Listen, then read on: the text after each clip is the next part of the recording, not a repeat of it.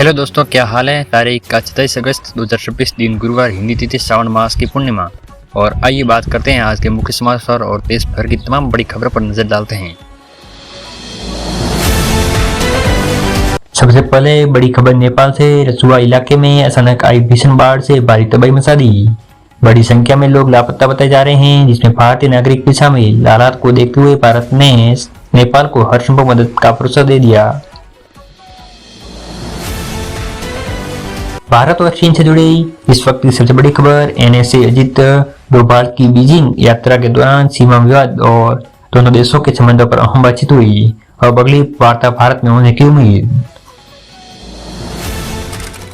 UN की टिप्पणी पर भारत ने कड़ा जवाब दे दिया। भारत ने सीमित की कुछ टिप्पणियों को राजनीतिक रूप से प्रेरित और विभावनापूर्वक बताया। सरकार ने रिपोर्ट की निष्पक्षता से जांच। ऑपरेशन सिंदूर को लेकर बड़ा अपडेट सामने आया। पूर्व सीडीएस जनरल अनिल चौहान ने हमले से जुड़े घटनाक्रम पर महत्वपूर्ण टिप्पणी की। इनके बयान के बाद इस मुद्दे पर चर्चा और तेज हो गई। रक्षा क्षेत्र से सबसे बड़ी खबर सामने आई। रक्षा मंत्री राजनाथ सिंह ने निजी कंपनियों को कन्वेंशन मिसाइल तकनीकी ट्रांसफर करने की मंजूरी दे दी। सरकार ने इस कदम से देश में रक्षा उत्पादन को बढ़ावा मिलने की उम्मीद है। दिल्ली के स्वास्थ्य विभाग की चिंता बढ़ गई। H1N1 और इन्फ्लुएंजा के मामलों को लेकर सरकार की स्थिति की समीक्षा शुरू कर दी। स्वास्थ्य अधिकारी को निगरानी और जरूरी तैयारी बढ़ाने के निर्देश जारी किए। महंगे प्याज से परेशान लोगों के लिए राहत की खबर। केंद्र सरकार दिल्ली ने प्याज की बिक्री कम कीमत पर शुरू कर रही है। NCCF और NAFED के जरिए उपभोक्ताओं को राहत देने की कोशिश जारी। तरुण तेजपाल मामले में सुप्रीम कोर्ट की बड़ी खबर। अदालत में सरेंडर की छूट की याचिका खारिज कर दी। कोर्ट ने उन्हें तय समय के भीतर आत्मसमर्पण करने के निर्देश जारी किए। ओबीसी क्रीमिया लेयर मामले में सुप्रीम कोर्ट ने अहम सुनवाई हुई। केंद्र सरकार ने आगामी परीक्षाओं को लेकर राहत की मांग रखी। अब इस मामले में अदालत के अगले कदम पर नजर बनी रहेगी। अमेरिका ने ईरान के तेल को कारोबार पर बड़ा एक्शन लिया। नए प्रतिबंधों की सूची में भारतीय कंपनियों का नाम भी सामने आया। इस फैसले का भारत अमेरिका आर्थिक संबंधों पर क्या असर पड़ेगा, इन पर नजर है। कर्नाटक से बड़ी खबर सामने आई। कुछ ऑनलाइन फूड डिलीवरी प्लेटफॉर्म से जुड़े लाइसेंस पर कार्रवाई की गई। मामला प्रतिबंधित सामग्री की बिक्री से जुड़ा हुआ बताया जा रहा है।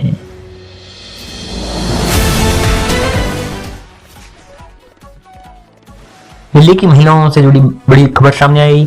सरकार की आर्थिक सहायता योजना के तहत पात्र महिलाओं को पहली किस्त जारी किए जाने पर जानकारी सामने आई। योजनाओं को लेकर लाभार्थी में उत्सुकता बनी हुई है।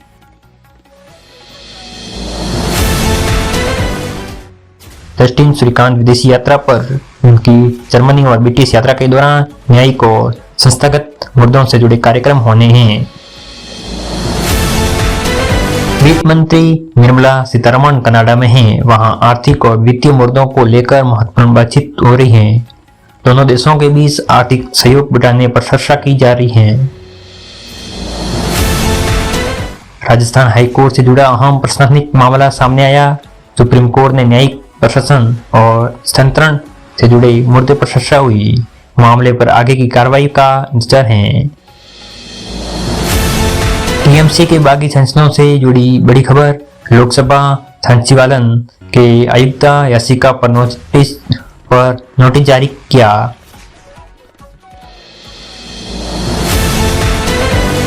घुसपैठ के मुद्दों पर अमित शाह ने सख्त रुख दिखाया। उन्होंने साफ कहा कि देश की सुरक्षा से किसी भी तरह का समझौता नहीं किया जाएगा।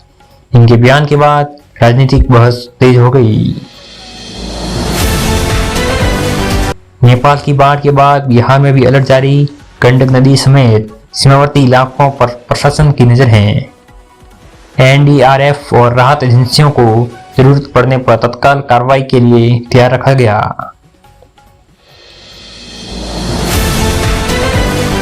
कोटा से एक बार फिर चिंताजनक खबर सामने आई। एक छात्र की मौत के बाद छात्रों की सुरक्षा और मानसिकता दबाव को लेकर सवाल उठाए गए। प्रशासन मामले की जांच कर रहा है। सुकेश चंद्रशेखर मामले की अदालत में अहम खबर। यून पर खुद को न्यायाधीश बताकर कानूनी प्रक्रियाओं को प्रभावित करने की कोशिश के आरोप में लगे। मामले में अदालत की कार्रवाई जारी। वाहन चालकों के लिए जुड़ी बड़ी खबर। सड़क परिवहन मंत्रालय लो बीम और ड्राइवर अलर्ट से जुड़े नए नियमों पर विचार कर रहा है। प्रस्ताव का उद्देश्य सड़क सुरक्षा को मजबूत करना। एविएशन सेक्टर में सुरक्षा को लेकर बड़ा कदम उठाया जा सकता है। सरकार पायलटों की रैंडम ड्रग टेस्टिंग को और व्यापक बनाने पर विचार कर रही है। स्कूलों में हिसाब को लेकर अहम फैसला सामने आया।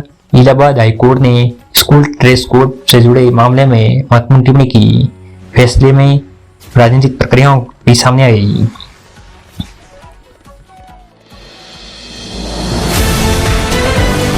कावेरी जल विवाद फिर चर्चा में। CWMA ने कर्नाटक से संबंधित आवेदन पर पालन करने को कहा। कर्नाटक और तमिलनाडु के बीच पानी को लेकर विवाद पर सबकी नजर है। भारत और रूस के बीच कूटनीतिक बातचीत जारी। विदेश मंत्री MS जयशंकर ने रूसी समक्ष से मुलाकात की। दोनों देशों के संबंधों पर अंतर्राष्ट्रीय मुद्दों पर चर्चा हुई। और इसी के साथ ही अगर आपको वीडियो अच्छा लगे तो लाइक करना, शेयर करना, अलर्ट न्यूज चैनल को सब्सक्राइब करके बेल आइकन जरूर दबा देना।